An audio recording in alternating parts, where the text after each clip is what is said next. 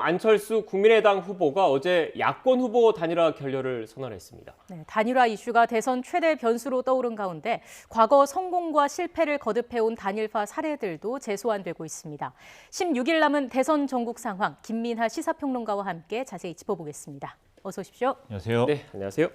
평론가님, 앞서 국회 취재기자 통해서도 안 후보의 야권 단일화 결렬에서는 후폭풍이 계속되고 있다, 이 내용을 좀 전해드렸는데, 안철수 후보가 이렇게 전격적으로 단일화 결렬을 선언한 가장 큰 이유는 뭐라고 보십니까?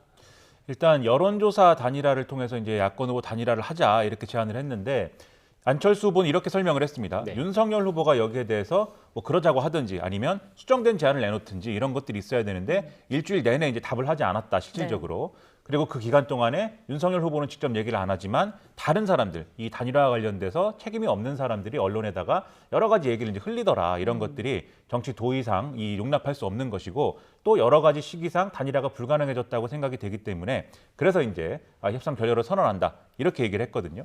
그래서 이런 것들이 이제 이런 사정들이 영향을 미쳤다라고 볼 수가 있겠는데 좀 현실적인 정치적 판단도 있겠죠. 안철수 후보로서는 단일화를 이렇게 제안하고 이런 모습들을 보여주면 이 야권 단일화를 요구하는 어떤 그런 보수적인 어떤 유권자층에서 좀 호응이 있을 것으로도 기대를 했을 텐데 이 야권 단일화 이슈를 제기한 이후에 여러 가지 여론조사상의 어떤 지표나 이런 것들을 확인을 해보면 안철수 후보의 어떤 이 지지율 상승이라든가 이런 것보다는 윤석열 후보 쪽으로 오히려 이제 좀 쏠림 현상이 있는 그런 어떤 이 그림들이 있었거든요.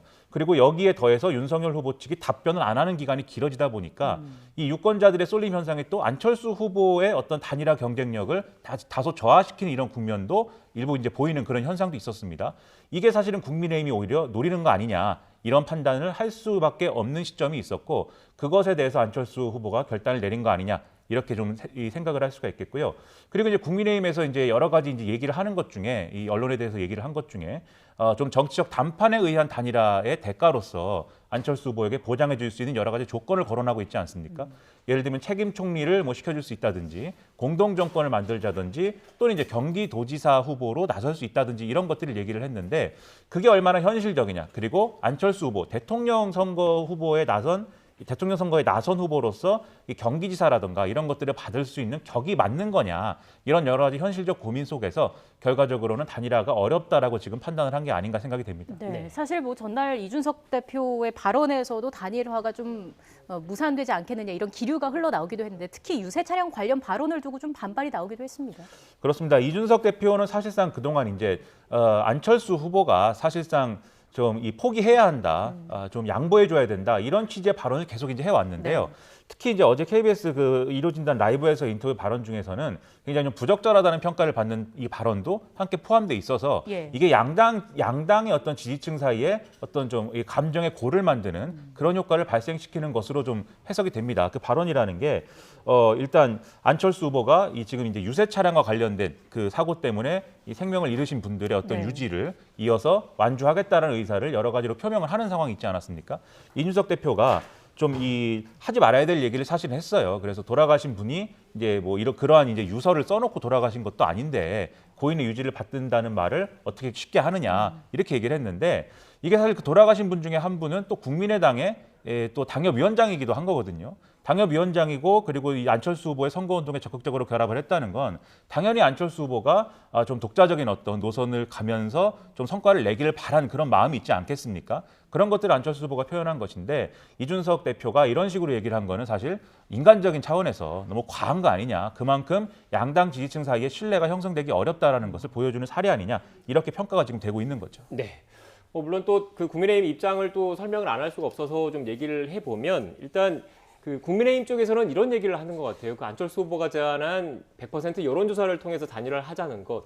지금 여러 여론조사 지표를 놓고 봤을 때 윤석열 후보와 안철수 후보의 지지율 격차가 상당히 나는데 이런 상황에서 여론조사로 단일화하는 게 과연 맞느냐라는 지금 불만을 계속 제기를 하고 있는 상황인 거지 않습니까? 그렇습니다. 그래서 현실적으로 이제 단일화는 필요한데 그 단일화라는 게 여론조사 단일화라는 것을 통해서 이제 좀 진행하는 것이 오히려 윤석열 후보 입장에서는 공정하지 않다. 이런 얘기를 국민의힘이 이제 쭉 해온 건데요. 네. 여기에 더불어서 그렇다라면 이 어떤 정치적 담판에 의한 단일화라면 안철수 후보에게 무엇을 좀 줘야 될 것이냐에 대해서도 일방적으로 언론에 흘리거나 뭐 이런 게 아니라 그동안 소통을 해왔다라고 또 국민의힘에서는 얘기를 하고 있습니다. 예. 그래서 이제 양측에 국민의힘과 국민의당에 이제 좀 이 후보 측근들 또는 중진들이 계속 접촉을 해오면서 차기 정권에서 안철수 후보가 어떤 역할을 할 것인지 그리고 차차기 대선에 나서기 위한 어떤 정치적인 역할이 필요한 것인지를 잘 얘기를 해왔는데 이 코로나19 확진이 됐던 이 안철수 후보의 배우자 김미경 교수가 퇴원한 이후부터 좀 이제 기류가 변화하기 시작해서 아마도 이제 안철수 후보의 이제 후보와 배우자가 좀 완주를 하는 것으로 어쨌든 결심을 하고 이 진행된 일이 아니냐라고 지금 의심을 하고 있는 건데요. 국민의힘 쪽에서는 심지어 이제 기자회견한 당일에도 윤석열 후보하고 안철수 후보가 통화를 했는데 그 통화에서는 또 안철수 후보가 기자회견하겠다는 얘기는 안 하고 지금 후보자끼리 만나는 것은 좀 앞서가는 느낌이 있으니 실무자끼리 좀 접촉을 하자라는 취지로 얘기를 했는데 그래서 실무자가 누가 누구를 접촉할 것인지를 또 이렇게 고려하는 과정이었는데 갑자기 기자회견한 것은 좀 여러모로 이해할 수 없다 이런 얘기를 또 하고 있는 상황이거든요. 여기에 대해서 또 안철수 후보 측에 이제 얘기가 있습니다. 이게 결국 후보 대 후보가 만나는 것은 어렵고 이 실무자가 접촉하자는 얘기 자체가 단일화라는 것은 이미 좀 늦었다라는 취지였고 기자회견하기 전에 국민의힘 측에 또 알려줬다라는 게 안철수 후보 측의 또 주장이에요. 네. 근데 이런 주장이 이렇게 좀 이 분분한 것은 결국은 이 어쨌든 단일화가 무산된 거에 대해서 앞으로 그 단일화를 요구했던 정권 교체 여론에 좀 편승하고 있는 후보들과 그들을 지지하는 유권자들이 누구 책임이냐를 놓고 또 이 생각을 할 수밖에 없는 거거든요. 단일화 무산의 책임을 놓고. 그래서 그것을 이제 좀 감경하기 위해서 벌이는 여러 가지 이제 좀 여론전의 한 축이기도 한 것이 아닌가 이렇게 볼 필요도 있을 것 같습니다. 네. 평론가님, 일단 국민의힘 쪽에서는 정권 교체를 위해서 단일화는 필요하다라고 보고 단일화의 문을 완전히 닫지는 않겠다라는 입장을 계속 유지를 하고 있는 거지 않습니까? 물론 안철수 후보 측에서는 강하게 지금 결렬을 사실상 선언을 한 상황인데 또 정치는 생물이라고들 하잖아요. 이게 단일화가 어떻게 막판에 극적으로 또 뭔가 새로운 모습으로 그 반영될 그런 가능성도 있는 겁니까? 어떻게 보십니까? 국민의당은 이제 굉장히 좀 강경하게 얘기를 하고 있습니다. 이제 단일화 논의는 이제 없다 이렇게 네. 얘기를 하고 있는데 국민의힘에서는 말씀하셨듯이 좀 열어놓고 이제 판단하자는 이런 분위기가 좀 강하죠.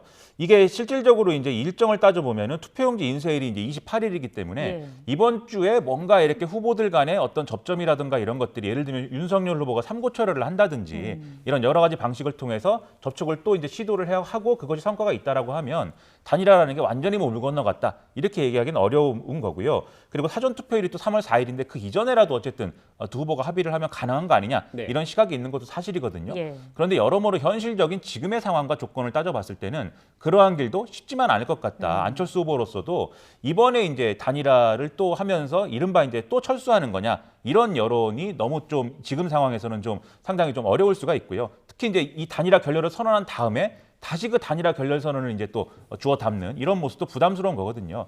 현실적으로는 상당히 어려운 길이긴 하지만 또 완전히 닫힌 것은 아니라는 점에서 두 후보 간에 어떤 얘기가 오고 가는지를 또 지켜볼 필요가 있겠죠. 여러 가지 변수가 있을 수 있다라는 말씀이신데 그럼 민주당과 또 이재명 후보와 손을 잡을 가능성도 좀 남아 있다고 봐야 될까요?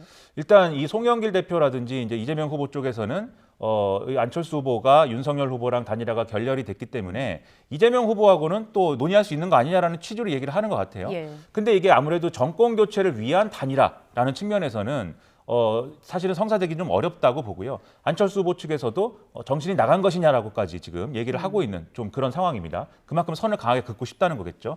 하지만 이재명 후보 측으로서는 꼭 단일화가 된다라기보다는 그 단일화를 위해서 여러 가지 통합적인 국민을 통합하고자 하는 그러한 노력을 유권자들에게 보여주는 것만으로도 일정 정도의 소기의 성과를 거둘 수가 있다라고 생각하는 부분이 있을 것이기 때문에 안철수 후보를 향한 어떤 러브콜이라든가 이런 것들은 앞으로 좀 이어질 것 같습니다. 네. 평론가님, 결국 그 대선 선거의 성패는 누가 국정 운영 능력을 보여주고 미래의 비전을 보여주고 그리고 유권자의 표심을 얻느냐가 가장 큰 성패이긴 하겠지만 이 정치 공학적으로만 놓고 봤을 때 이렇게 야권 단일화가 이루어지지 않는 다자대결 구도 민주당 입장에서는 나쁠 건 없지 않나 이런 분석도 나오던데 어떻습니까? 일단 민주당 입장에서는 야권 후보 단일화가 된다고 하면은 굉장히 선거가 불리한 상황에 놓이기 때문에 네. 그것이 이제 무산됐다라고 하는 거에 있어서는 좀 안도의 한숨을 내쉬는 그런 분위기인 것은 또 확실해 보입니다. 그러나 다만 사자 구도가 그러면 지금 낙관할 수 있는 상황이냐? 그런 건 아니죠. 사자 구도인 상황에서도 이 안철수 후보가 완주를 한다 하더라도 안철수 후보를 지지하는 유권자 흐름이라는 게 결국은 정권 교체를 원한다라고 하는 큰 틀의 유권자의 어떤 한 바구니에 있는 것도 사실이거든요. 그런 상황에서 정권 교체 여론 자체를 민주당과 이재명 후보가 희석시키는 것에 성공하지 못하면 네. 결국 안철수 후보를 지지하는 유권자층 중 어느 정도는 윤석열 후보 지지로 좀 이렇게 좀 빨려 들어가는 현상이 일어날 수가 있고 오히려 안철수 후보가 완주를 하는 게 이재명 후보가 중도 진출을 할 때 장애물이 될 수도 있는 겁니다. 그런 효과도 또 고려를 해야 되기 때문에 낙관할 수 있는 상황은 아닌데 하지만 그렇다 하더라도 단일화가 된 상황보다는 구도상 유리한 점들이 있기 때문에 앞으로 남은 기간 동안 앞서 말씀하셨듯이 얼마나 이재명 후보가 좀 국정 운영과 관련된 비전이나 능력 이런 것들을 효과적으로 보여줄 수 있느냐, 특히 국민을 통합하고 이 통합한 것을 이전의 민주당이 아니고 이재명의 민주당이 새로운 리더십으로 보여줄 수 있다라는 걸 얼마나 효과적으로 보여줄 수 있느냐에 앞으로의 여론이 좀 달려있다라고 생각을 합니다. 네, 말씀하신 대로 아직 대선일까지 시간이 좀 남았기 때문에 여론의 추이, 여론조사 결과 등을 좀 더 지켜봐야 할 것 같고요. 이 단일화, 후보 단일화와 관련해서 좀 더 그 역대 사례를 좀 짚어볼까요? 네. 1987년부터 사실 그 후보 단일화는 단골 이슈가 되어 왔는데 지금 네. 그래픽을 통해서 먼저 보여드리고 있습니다. 하나씩 좀 짚어볼게요. 대표적인 성공 사례들을 먼저 좀 짚어주실까요? 일단 성공 사례라고 할 때 가장 이제 많이 회자가 되는 게 1997년의 DJP 연합이겠죠. DJP 연합의 경우에는 김대중 전 대통령하고 이 김종필 전 총리하고 이 서로 가지고 있는 이 이념적인 그리고 지역적인 기반 자체가 달랐습니다. 그래서 김종필 당시 후보는 이제 보수적인 어떤 표심을 가지고 있었고, 그다음에 충청 지역을 가지고 있었고, 이 김대중 전 대통령의 경우에는 호남 지역을 기반으로 하면서 좀 중도적인, 중도 진보적인 그런 유권자들의 지지를 받고 있는 상황이었거든요. 근데 이 두 후보가 따로따로 이제 나와서 경쟁할 경우에는 당시 이해창 후보를 이기기 어렵다 이런 공감대가 있었고, 네. 특히 이 김종필 당시 후보는 내각제 개헌이라든가 이런 것들을 상당히 요구하면서 좀 정치제도의 변화 이런 것들을 지지하고 있었기 때문에 그러한 것을 고리로 해서 DJP 연합이라는 것을 만들어서 이 앞으로 공동 정권을 만들면 이 상당 부분의 어떤 이 경제 관련된 부처의 장관 추천권이라든가 이런 것들을 김종필 후보에게 보장하겠다. 이렇게 해서 성사가 됐고 그 영향으로 선거에서 김대중 후보가 승리하는 이런 성과를 거둔 게 1997년 이 DJP 연합의 사례입니다. 네. 그런데 이제 이 똑같은 성공 사례지만 또 이제 과정이 달랐던 게 2002년에 노무현 정몽준 두 후보 간의 이제 단일화라고 볼 수가 있겠는데요. 이때는 대선 26일 전에 여론조사를 통한 이런 결과로서 노무현 전 대통령이 이제 승부를 봐서 승부사적인 기지를 통해서 좀 단일 후보가 됐는데 마지막에 가서는 이게 또 단일화 파기 논란 이런 것들이 휩싸여 가지고 굉장히 또 여론이 요동쳤습니다. 네. 하지만 이 과정에 노무현 전 대통령이 보여준 어떤 승부사적인 모습이 유권자들에게 굉장히 좋은 평가를 받았기 때문에 이게 이제 승리로 이어졌다라고 볼 수가 있겠고요. 실패 사례도 있었습니다. 이 당장 이제 2012년 대선에서 문재인 대통령하고 안철수 후보가 또 단일화 논의를 쭉 했는데요. 이 단일화 논의가 결국은 여러 이 좀 부침을 겪고 나서 합의에 이르지 못했기 때문에 안철수 후보가 사퇴하는 식으로 해서 이 단일화 이슈가 그대로 이제 좀 소멸이 됐는데 이게 시너지 효과로 이루어지지 않고 이제 아시다시피 문재인 대통령의 선거 패배로 이어졌기 때문에 이건 결국 실패한 단일화가 됐다. 이런 평가를 받고 있는 그런 상황인 것이죠. 네. 앞서 지금 평론가님께서 이른바 DJP 연합 관련해 얘기를 해주셔서 추가로 좀 질문을 좀 드리면 최근 그 국민의힘 윤석열 후보와 안철수 국민의당 후보 간의 단일화 얘기를 나올 때 일각에서는 이런 얘기가 나왔어요. 그 DJP 연합의 그런 모델을 삼아서 일단 그 안철수 후보가 후보직을 자진 사퇴하면 뭐 총리직이라든지 앞서 평론가님께서 잠깐 말씀을 하셨지만요. 근데 그런 얘기들이 좀 오가긴 했는데 그때 당시와 또 차이가 있는 게 지금 DJP 연합 같은 경우에는 호남과 충청이라는 지역적인 연고, 당시 두 후보 간의 지역적인 연고가 확고하게 있었기 때문에 추진이 가능했는데 이번 그 윤석열 후보와 안철수 후보 간에는 좀 사례가 좀 다르다. 그래서 협상이 좀 쉽게 이루어지지 않은 측면이 있지 않느냐 이렇게 분석을 내놓으신 분들도 계시더라고요. 어떻게 보십니까? 그런 측면이 분명히 있습니다. 네. 이 안철수 후보와 윤석열 후보 간의 차이라는 거는 이 유권자층이 이제 뭐 어떤 지역적인 또는 이념적인 기반을 가지고 이제 분리되어 있는 그런 상황이 아니라 후보의 경쟁력과 도덕성 이런 거를 기준으로 해서 의견이 갈려 있는 상황이거든요. 네. 그래서 두 후보가 이제 그런 방식으로 정치적 담판을 통해서 힘을 합쳤을 때 얼마나 시너지 효과가 날 수 있을 것이냐. 이거 효과 자체가 이제 좀 의문이다. 이런 부분이 첫 번째가 있겠고요. 두 번째는 과거와 같은 사례의 그런 이제 좀 이 DJP 연합이라는 게 결과적으로는 뒤에 가서는 좀 상황이 여러모로 어려워졌습니다. 이게 내각제 개헌이라든가 이런 것들을 이제 김대중 정권에서 추진을 하지 않았고, 그다음에 이제 대북 정책에 대한 이견이라든가 이런 걸 통해서 그 당시에 여러 가지 위기 국면 속에서 이 DJP 연합에서 결국 DJP의 JP가 이 쪼개지는 상황을 이제 맞이하거든요. 네. 그 상황 속에서 오히려 자민련과 당시의 집권당이 의원 꺼가기, 빼가기 이런 경쟁을 벌이면서 상당히 혼탁한 국면이 조성됐기 때문에 그러한 전례가 있는 상황에서 DJP 연합을 그대로 또 가져와서 적용할 수가 있는 거냐? 그것도 이제 안철수 후보로서는 결심하기 어려운 부분이 있었을 거고요. 그리고 마지막으로 현실적인 문제 중에 따져봐야 될 게, 그때는 어쨌든 집권 여당이 책임지고 이 김종필 당시 후보를 총리로 이렇게 좀 밀어붙일 수 있는 정적인 기반이 있었습니다. 근데 지금 만약에 윤석열 정권이 출범한다 하더라도 여소야대인 상황에서 안철수 후보를 총리로 만들 수 있는 것이냐? 총리라는 건 임명동의안을 국회가 가결해야 되는 것인데 이것이 의석수를 이제 좀 따져봤을 때 가능한 것이냐, 그건 좀 불가능하지 않느냐, 네. 이런 판단도 있을 수가 있는 것이기 때문에 그 당시 사례를 지금 그대로 가져와서 적용하는 거는 상당히 좀 어려운 부분이 있지 않았나, 좀 이렇게 생각이 되는 거죠. 네. 네. 상황이 매번 좀 다르다는 점을 고려를 해야 할 것 같고요. 앞서 저희가 그 대표적인 성공 사례 그리고 단일화 실패 사례를 짚어봤는데 단일화 이슈가 불발된 사례도 있었지 않습니까? 그렇습니다. 불발이 된 사례는 이제 지난 2011년 대선에서 문재인 대통령에 맞서서 이제 그 당시에 이제 홍준표, 안철수, 유승민 후보 등등이 이제 좀 난립하는 구도였기 때문에 네. 보수 진영 후보가 좀 단일화해야 되는 거 아니냐. 보수 진영 후보들의 지지율을 다 합치면 문재인 후보가 얻고 있는 것보다 이제 상회하는 그러한 지지율이 나오기 때문에 그게 좀 필요하지 않느냐라는 논의가 있었는데 이건 이제 아시다시피 이루어진 적이 없는 거고요. 네. 아무래도 합의하기가 쉽지 않은 조건이었습니다. 국정농단 이후에 이제 탄핵 이후에 치러지는 대선이다 보니까. 그리고 또 하나 이제 1987년 대선이 또 대표적으로 이렇게 단일화 합의가 안 된 대선이다라고 볼 수가 있겠는데요.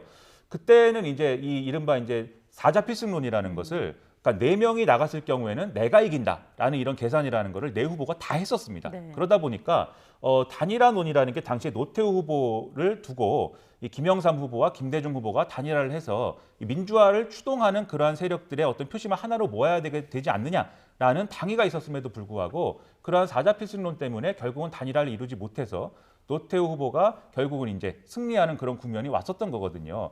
그때도 이렇게 사자필승론이 있었던 거와 마찬가지로 지금도 사실은 윤석열 후보라든가 이제 이재명 후보 입장에서는 사자필승론을 또 생각하는 그런 부분들도 있는 거기 때문에 이런 전례를 보더라도 이번에 이제 단일화 논의가 쉽게 진행되기는 좀 어려웠던 그런 측면이 있다라고 볼 수 있는 그런 과거의 사례라고 이제 얘기할 수가 있겠습니다. 네.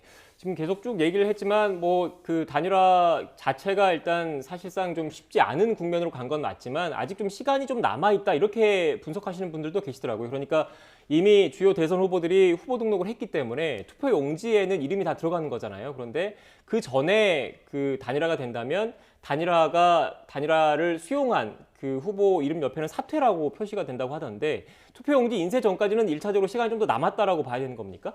그렇습니다. 그래서 이제 이번 주 상황이 굉장히 중요한데요. 이번 주가 지나도록 국민의힘에서 계속 어떤 안철수 후보의 정치적 양보만 요구를 하고 이와 관련된 이제 얘기나 이런 것들을 충분히 진행을 하지 않게 되면은 지금과 같은 구도가 유지가 됩니다. 유지가 되고 결국은 이제 투표용지에 인쇄되는 상황까지 단일화 얘기가 이제 마무리가 되지 않을 텐데 이 여론조사 단일화라는 걸 지금 수용하기에는 현실적으로 시간이 없다라는 얘기를 또 국민의힘에서는 하고 있어요. 그렇다고 한다면 앞서 말씀드렸듯이 정치적으로 보장해 줄 수 있는 카드라든가 이런 것들이 충분히 이제 좀 고려가 돼야 되는데 지금 얘기는 많이 나오고 있습니다만 안철수 후보가 하는 얘기는 그러한 얘기들이 나오는 것도 여러모로 제가 지금 해설해 드린 바와 같이 현실적으로 어렵다는 부분들이 있지만 하지만 윤석열 후보가 직접 와가지고 그것을 제안한다고 하면 그건 또 고려해 볼 필요가 있지 않겠느냐라는 기류도 지난주까지는 있었던 거거든요. 그래서 이런 분위기를 잘 살리고 그리고 여기와 이것과 더해가지고 앞으로 어쨌든 안철수 후보가 이 세력을 가지고 제3세력을 가지고 이제 지방선거에 대응하고 총선까지 가져가는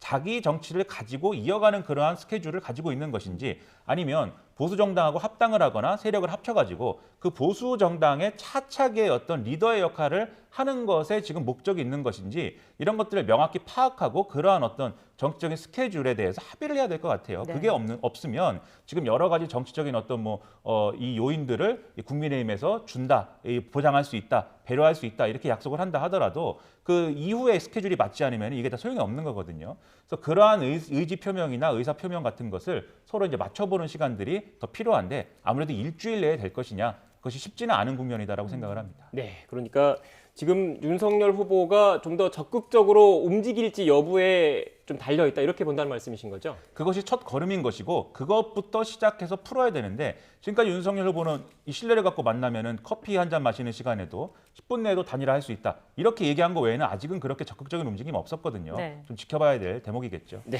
알겠습니다. 야권 단일화가 어떻게 보면 대선 전국의 주요 변수 가운데 하나니까 집중적으로 질문을 드려봤습니다. 지금까지 김민아 시사평론가와 함께 전국 현안에 대한 이야기 나눴습니다. 오늘 말씀 고맙습니다. 고맙습니다. 고맙습니다.